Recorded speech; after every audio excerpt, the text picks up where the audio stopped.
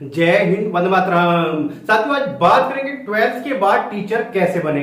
यानी कि आपका यदि टीचर बनने का सपना है, आपको टीचर बनना है और 12th के बाद में आपको कौन सा कोर्स करना चाहिए, तो आप बिल्कुल सही वीडियो पर आए हैं। तो आज मैं आपको पूरी डिटेल में बताने वाला हूं कि टीचर बनने के लिए आपके लिए कौन सा कोर्स बेस्ट है। साथियों, टीचर का अपना अपना अलग अलग लेवल होता है, यानी कि प्राइमरी लेवल के टीचर, सेकेंडरी, सीनियर सेकेंडरी या फिर कॉलेज या यूनिवर्सिटी में प्रोफेसर। तो अब किसके लिए आपको कौन सा कोर्स करना पड़ेगा, पूरी डिटेल में बताने वाला हूं। तो यदि आप भी जानना चाहते हैं तो वीडियो में अंत तक बने रहिएगा। और यदि आप चैनल पर पहली बार आए तो चैनल जो सब्सक्राइब कर लीजिएगा, बेल आइकन को प्रेस कर लीजिएगा। साथ ही यदि आप वीडियो पूरा देख लेते हैं तो आपके जितने भी डाउट, जितने भी क्वेश्चंस हैं, उन सब का आंसर आपको आज की इस वीडियो में मिल जाएगा। तो वीडियो में अंत तक बने रहिएगा। तो चलिए साथियों, शुरू करते हैं आज की वीडियो। बात करेंगे 1 by 1 यानी कि लेवल बाय लेवल। तो सबसे पहला आता है कि आपको प्राइमरी लेवल का टीचर बनना है, यानी कि प्राथमिक विद्यालय में आपको टीचर बनना है। तो उसके लिए आपको क्या करना पड़ेगा। साथ ही यदि आपको प्राइमरी लेवल का टीचर बनना है, प्राथमिक जो विद्यालय है उसमें आपको जाना है, तो उसके लिए आप डायरेक्ट 12th के बाद क्या कर सकते हैं, डीएड कर सकते हैं, यानी कि डिप्लोमा इन एजुकेशन कर सकते हैं। डायरेक्ट 12th के बाद हो जाता है ये। इसमें आपका जो कुछ स्टेट है इसको एलिजिबल नहीं मानते हैं, वहां पर आपको क्या मांगते हैं, बीएड मांगते हैं। यानी कि प्राइमरी लेवल के लिए भी आपसे क्या मांगा जाएगा, बीएड मांगा जाएगा। या फिर आपने अपना क्या किया हो, डीएलएड किया हो, यानी कि डिप्लोमा इन एलिमेंट्री एजुकेशन आपने किया हुआ हो, तो आप क्या कर सकते हैं, प्राइमरी लेवल के लिए एलिजिबल हो जाते हैं। अब इससे आगे बात करें साथियों, आपको जो टीचर बनना है, 5th क्लास तक का टीचर बनना है, तो उसके लिए आपको क्या करना पड़ेगा, बीएड करना पड़ेगा। तो बच्चे गलती क्या करते हैं, पहले अपना ग्रेजुएशन कंप्लीट करते हैं, उसके बाद बीएड करते हैं। तो ऐसा नहीं करना है। आप यदि 12th आपने किया है और आपको टीचर बनने का सपना है, सिर्फ टीचिंग लाइन में आपको जाना है, तो आपको करना है इंटीग्रेटेड बीएड, यानी कि जैसे BA plus BEd, BCom plus BEd, BSc plus BEd. तो आपको बेनिफिट क्या होगा, आपका ग्रेजुएशन भी कंप्लीट हो जाएगा और बीएड भी कंप्लीट हो जाएगा। 4 साल का आपका एक कोर्स होगा, 4 साल में आपकी दोनों ही डिग्रियां कंप्लीट हो जाएंगी। और साथ के साथ आपका जो बीएड के सब्जेक्ट हैं वो आपको पूरे 4 साल पढ़ाए जाएंगे। तो आपकी जो टीचिंग स्किल्स हैं वो बहुत ज्यादा स्ट्रांग हो जाएंगी। तो यानी कि अगर आपको टीचर बनना है, आपको सेकेंडरी लेवल या आपका सीनियर सेकेंडरी में भी आपको जाना है, तो उसके लिए आप इंटीग्रेटेड बीएड कीजिएगा। तो आपके लिए क्या होगा, ये बेनिफिट होगा।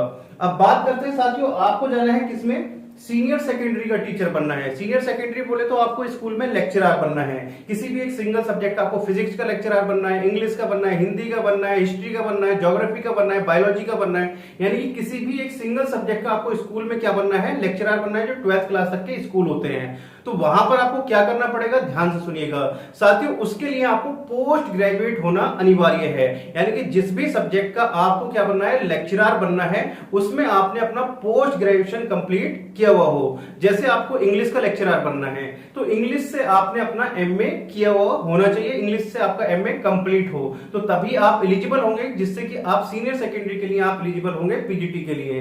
तो उसके लिए आप क्या कर सकते हैं, अपना ग्रेजुएशन करेंगे, जिस भी सब्जेक्ट्स में आपको प्रोफेसर बनना है, लेक्चरर बनना है, तो उसके लिए आप क्या करेंगे, अपना ग्रेजुएशन कंप्लीट करेंगे। ग्रेजुएशन जैसे आपको हिस्ट्री का बनना है, तो आप बीए कर सकते हैं हिस्ट्री के साथ, सिंगल सब्जेक्ट से भी कर सकते हैं, बीए ऑनर्स हिस्ट्री से, या फिर आप अपना बीए नॉर्मल करें, उसमें आप अपना हिस्ट्री सब्जेक्ट लें, और उसके बाद आप अपना क्या करेंगे, एमए करेंगे हिस्ट्री से।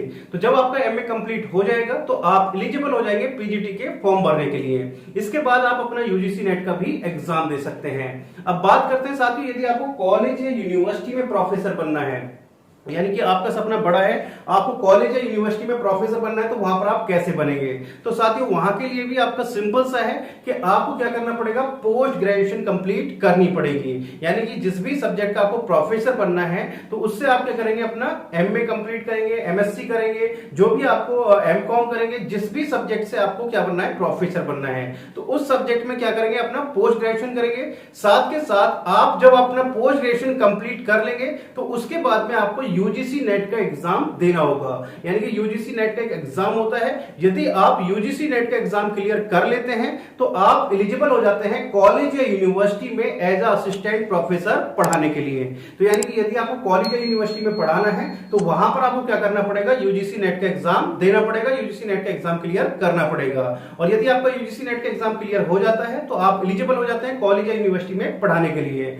और यूजीसी नेट में यदि आपका अच्छा स्कोर आता है तो आप एलिजिबल एलिजिबल हो जाते हैं, जो आपके जो बहुत सारी सेंट्रल गवर्नमेंट और स्टेट गवर्नमेंट यूनिवर्सिटी है, वहां से आप क्या कर सकते हैं, पीएचडी कर सकते हैं, रिसर्च कर सकते हैं, जिसके लिए आपको पैसा मिलता है, काफी अच्छा खासा अमाउंट मिलता है।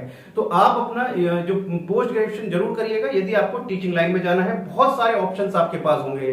यदि आपको स्कूल में प्रिंसिपल बनना है तो उसके लिए भी आपका कम से कम पोस्ट ग्रेजुएशन और साथ के साथ वहां पर बीएड होना अनिवार्य है।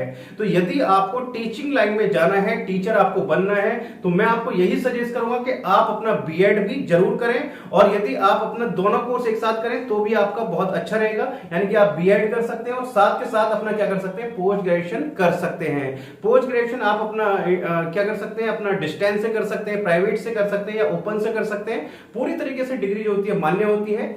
तो आई थिंक आपके जितने भी डाउट हैं, जितने भी क्वेश्चंस हैं, वो सब क्लियर हो गए होंगे। यदि अभी भी आपको कोई डाउट या क्वेश्चन रह गया है तो आप मेरे से कमेंट बॉक्स में पूछ सकते हैं। मैं जितने जल्द से जल्द होगा उसका आंसर या उस पर वीडियो बनाने की पूरी कोशिश करूंगा। तो साथियों, यदि आपको वीडियो इंफॉर्मेटिव लगी हो तो वीडियो को लाइक और शेयर करना मत भूलेगा, क्योंकि आपकी तरफ से मेरे लिए मोटिवेशन यही होता है। तो चलिए साथियों, मिलते हैं आपसे नेक्स्ट वीडियो में कुछ तरह की इंफॉर्मेशन के साथ। तब तक के लिए जय हिंद, जय भारत।